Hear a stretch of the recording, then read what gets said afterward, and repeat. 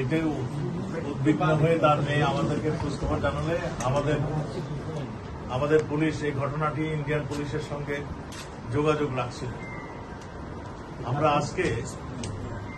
আজকে সুনিশ্চিত হয়েছে সকালবেলায় ভারতীয় পুলিশ জানিয়েছেন যে তিনি খুন হয়েছেন।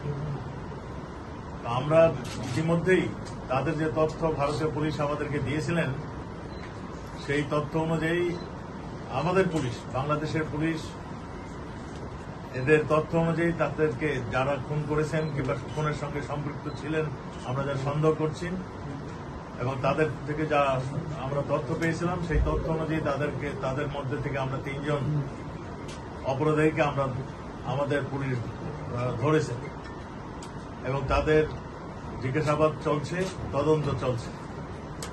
আপনারা জানেন ওই এলাকাটা একটা সন্ত্রাস কবল এলাকা, ওই ঝিনাইদহের এলাকাটা ওই সীমান্ত এলাকা।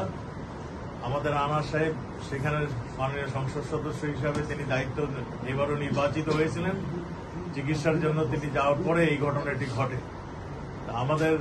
আমাদের পুলিশ এটা নিয়ে তদন্ত করছেন। আমরা শীঘ্রই ফোনের মোটিভটা কি ছিল আমরা আপনাদেরকে জানাতে পারব এবং ভারতীয় পুলিশ আমাদেরকে সব ধরনের সহযোগিতা করছে। আমাদের কাছে যা ইনফরমেশন, আমরা আরো ইনফরমেশন যখন পাবো তখন আপনাদেরকে আরো তথ্য আমরা জানাতে পারবো।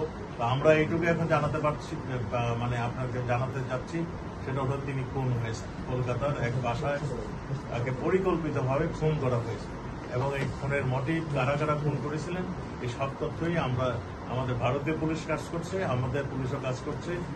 যেখানে মানে ইন্টারন্যাশনাল ওয়েতে যতখানি প্রয়োজন সবগুলি আমরা ব্যবস্থা নিচ্ছি।